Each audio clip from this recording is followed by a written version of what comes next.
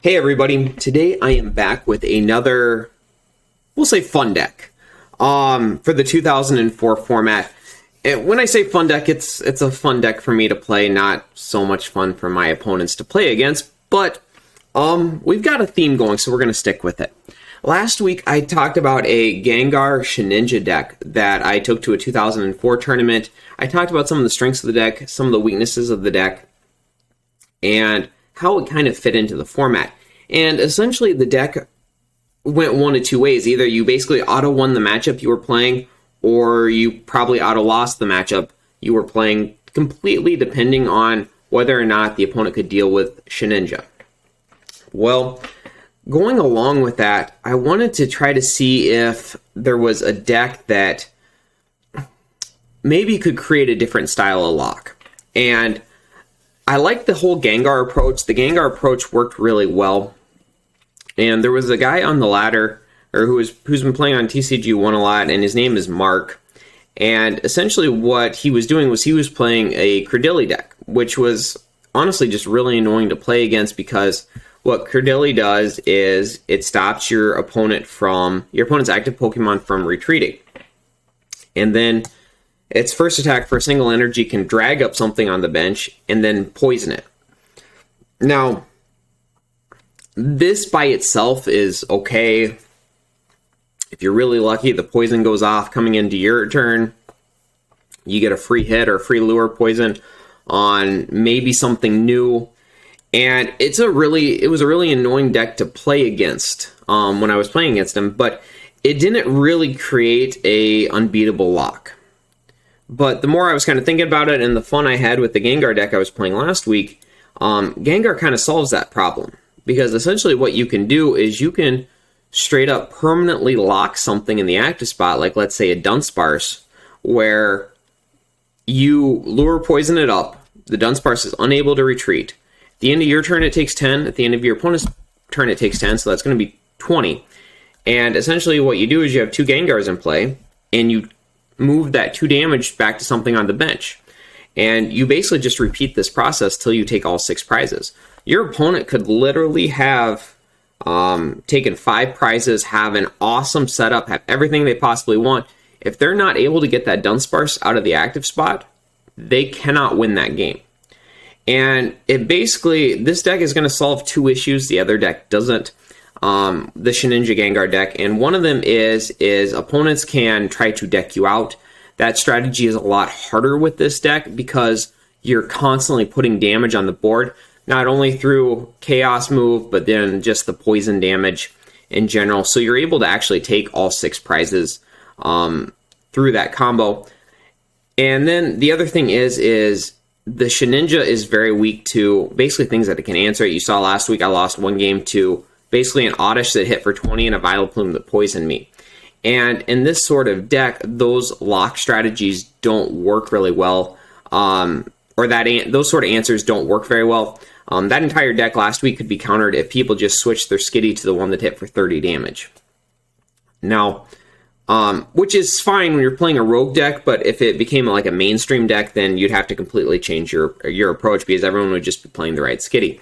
The other thing that is very hard for the Gengar Shedinja deck to deal with is going to be Blossom. And I talked about it in the video last week, but essentially I built the deck to counter Gorbis decks because it should have a near auto win against Gorbis. But a lot of the matchups where opponents were trying to deck me out, they were playing Blossom, which completely offset like Chaos Move. And there's just a lot of little problems I had. But the advantage with this one is if your opponent does play the Blossom, you can lure poison up the Blossom, make it so the Blossom can't use its power to heal anything, and then just repeat your Chaos Move. Now, with one Chaos Move in play, or with one Gengar in play, you can make sure the Pokemon that's poisoned is always going to get knocked out basically on your turn, or coming into your turn. And if you have 2 Gengars in play, you basically create a lock where the active Pokemon is never going to get knocked out, and there's nothing your opponent can do about it. Now, they can do some different things. Obviously, the Pokemon can still attack. That's why you want to bring up something that is just a bench setter. Magneton, Delcatty, Dunsparce are all great options for them, or for you. And then what I've noticed too with the deck is that if my opponent, let's say I drag up a Delcatty and they just start attaching energies to that Delcatty to try to actually put some pressure on me, I can basically just knock out the Delcatty and then just lure poison something else up, like a Magneton or a Dunsparce, and just basically kind of repeat this process. Usually, they can put up a little bit of a fight, maybe with one Pokemon or two Pokemon, but ideally, eventually, you're going to lock something. Now, another weakness to this deck is essentially once opponents get better at knowing what the deck is, like the person who made the deck put a YouTube video out on it, would be one way opponents might learn the deck. It becomes a little bit easier for them to play against. They get a little bit smarter about it. They get a little bit better about it. And then I found that once opponents kind of knew what they were playing against, they stopped benching things they shouldn't. For example, they're not going to drop a Dunsparce down so they can get a Steven's Advice off. They're a little bit more cautious about, do I really have to put down Delcatty in this matchup? Just things like that. Or I played, or like a game where if you're playing against like Crobat Gorbis and they just don't bench anything that can, you can lock active, whatever they have in play can attack, is another strategy against the deck. So it's another one of those that I think it's a really good deck. It's a lot of fun to play. I've gotten, I would say, a few rage quits playing this deck. But at the same time, it does have its weaknesses. This isn't an unbeatable strategy. Something else that I found and I've talked about is I've always been kind of pushing players to play higher warp point counts. Make sure you're playing at least 2 in a lot of decks. Try to play 3 if you can. And that's something else that can kind of counter this deck, is essentially that you can... Gengar needs to be down to 3 prizes to work, and then if they can warp point out of the lock 3 times and then just take their last 3 prizes. So there's some different things with it. Now, I'm going to go ahead and just start jumping into the deck here, breaking it down. I go ahead and play 4 copies of Dunsparce. Like I said, 99% of the deck's 2004. You were going to play 4 Dunsparce.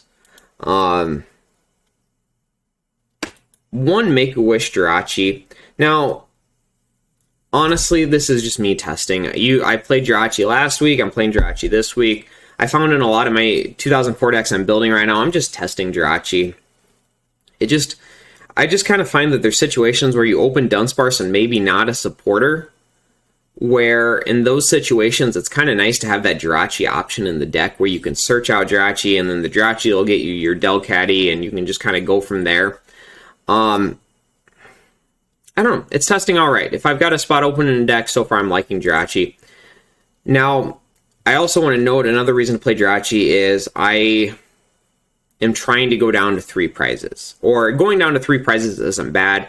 The Shedinja Gengar deck had to go down to 3 prizes. This, you're not as required to go down to 3 prizes immediately. A lot of times I find myself just lure poisoning up different things on the bench, essentially trying to avoid knocking anything out, but I'm not really saying, okay, I gotta, before I do anything, my opponent has to take 3 prizes. No. So you can lure poison up a Delcatty, let it get 50, 60 damage on it, lure poison up a Magneton, let it get some damage, lure poison up a, Swampert, whatever, a Blossom for sure if they have it in play, but essentially you can just kind of build up damage as you're going through the game, and then once your opponent gets to 3 prizes, then you can start using the lock strategy. But essentially, the more damage you can play before you start using the lock strategy, the easier it is just to close out the game. So, Jirachi's testing all right. 4 copies of Root Fossil. Now, essentially, we play Root Fossil just because that's how we get to the Cradily, but a couple of different uses for Root Fossil. One, it's kind of nice to have something in play that you can bench and not give up a prize. I talked about earlier the problem with Warp Point. In the later stages of the game, if you are really terrified of losing to a Warp Point, you can just bench Root Fossil, and then if they do have the Warp Point, you throw up the Root Fossil, they're not going to take the prize. It's honestly really annoying for the opponent to have to deal with that. Second of all, it's good against spread decks, where you can just kind of slap it down against Exploud or Blaziken and not really be too concerned about it building up damage. Now, I went with a full 4-3-4 Cradily line, and essentially with the Leap, its first attack influence is you can search your deck for 2 more of it, and then you kind of get around playing those Root Fossils down, it's really nice to be able to get the leap out through the influence. And if I'm mispronouncing that, that's my bad. This is the first Cradily deck I think I've played in a long time. But essentially, it's nice to do that because then you kind of almost preserve your root fossils. Like, there's never really a point in the game where I'm upset that I have a root fossil that I can either buy myself a turn with or play down to a play around warp point. So it's nice to do that. I'm going to say I haven't had that come up a whole lot. So I think there's a couple different options. Like I said, I'm playing 4-3-4 right now. I had it at 4-2-3, and that played okay. Like, that doesn't really bother me too much. I just wanted a little bit more consistency in the Cradily line. I've even thought about just dropping the leap and the Cradily and then just going with 1-1 Shedinja. That seemed a little too cute. And I was just trying to hedge my bets against the most number of decks possible. But yeah, like I said, for consistency, I'm playing 4-3-4. I don't think those spots are absolute. ATM Rock, I think, is another option. Warp Point Switch, Brinies, Warp Energy, if you're really worried about special conditions, or something like some sort of, I guess, Beedrill deck. If you're worried about other lock decks, those are all some options for you as well. 2-1-2 Ghastly. I did go with a Bad Dream Ghastly. I think if you are in a situation where attacking with Ghastly is important, being able to do some sort of special condition is going to be your best option. 1 Haunter, 2 Gengar. I did play the Haunter in here over, let's say, a 4th Rare Candy. First off, this makes me a little less vulnerable to ATM Rock, and it also gives me a little bit more of a benefit with the Jirachi. I also realized that if I played a 2-0-2 Haunter or 2-0-2 Gengar line, that even if I lock something like a Delcatty active, the Delcatty can still attack. So if my opponent is playing an ATM Rock, they could actually get out of the lock by rocking 2 Gengars down to Ghastlies if I was out of rare candies. I didn't really want that, so I did want the Haunter in the deck. 2 Magnemite, 2 Magneton. I played the Magnemite with Hook. Essentially, in a deck like this, especially when you know you have options to move it around, just getting that initial 10 damage on the board is going to be the really impactful. 2 Skitty. Once again, just went with that initial 10 damage. If lock-style decks like the Gengar Shedinja deck I showed last week become popular, then yeah, you're going to want to go with the other Skitty, but I do feel like getting that initial 10 damage on board is important. 2 Delcatty. For so many different Pokemon lines, I actually do like running the Magneton Delcatty engine in this. I think it does add a level of consistency, especially when I'm not really too worried about decking out. Decking out with this deck has been considerably less likely. I've never been in a deck out situation where I can't win on prizes before I get to that point. So, 4 Copycat, 4 Steven's Advice, Essential. Basically, every 2004 deck should be running these. 4 copies of Friend Ball. That's something else I'm testing. I basically went from 3 copies of Friend Ball in most of my decks to I'm upping it to 4 just to see how I like it. Essentially, you're kind of... The idea is that when you're playing, I think, 1, 2, 3, 4, 5 different types in the deck, you're always going to get some sort of value out of it. And as a lot of decks are playing Lightning and Colorless being the 2 most popular in the format, that Friend Ball is going to help you set up that Delcatty Magneton line consistently. I do feel like decks are a little bit more consistent playing that 4th Friend Ball and the Jirachi engine. I haven't tested enough to give you definite answers, but so far I am liking those. 3 Rare Candy. Like I said, I dropped the 4th candy to play either the Leap or the Haunter.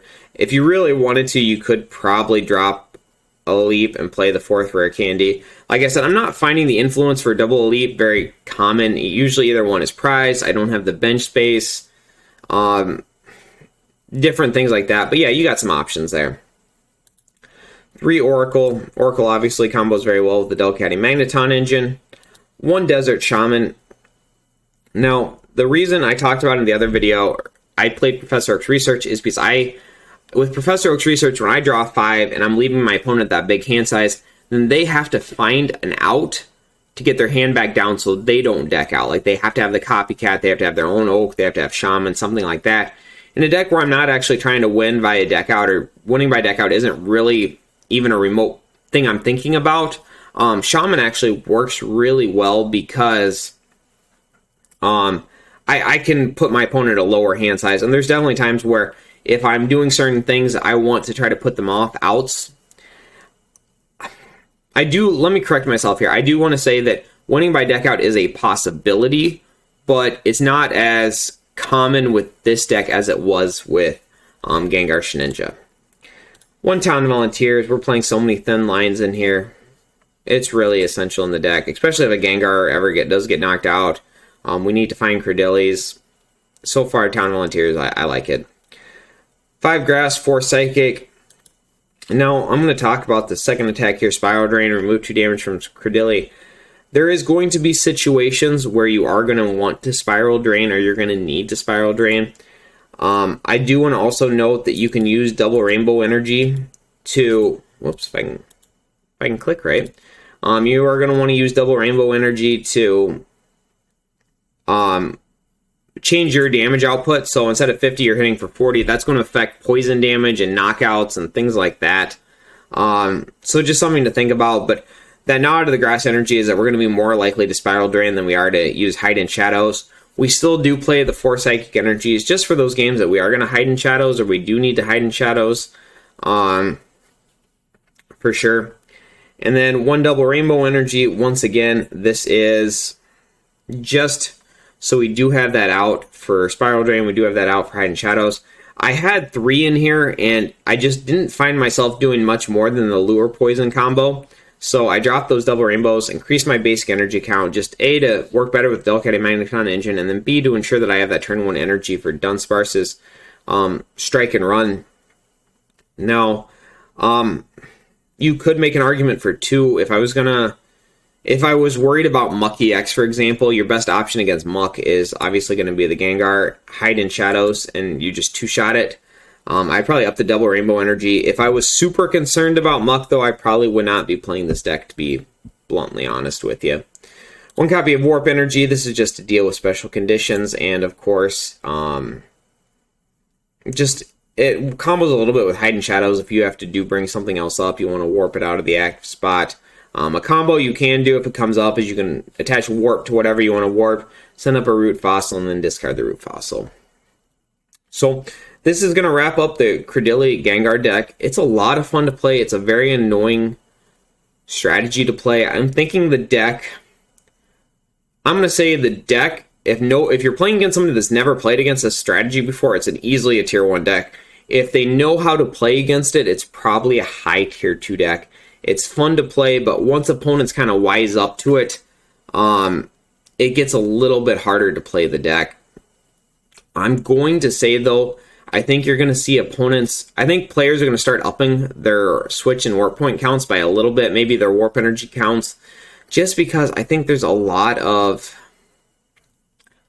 really good lock decks in the format, and you've seen me experiment around with a lot of them.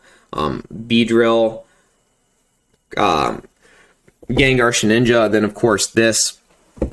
One of the things that I do like is with Root Fossil in the deck, Switch is much better against this deck than Warp Point, but against the Gengar Shninja deck, Warp Point is much better than Switch. So there's pros and cons to playing both. But I'm going to go ahead and wrap up the video here. If you have not already liked and subscribed to the channel, please do so. It helps me out a lot, and it helps me bring you more content like this. Otherwise, tell your friends, and I hope to see you in the next video.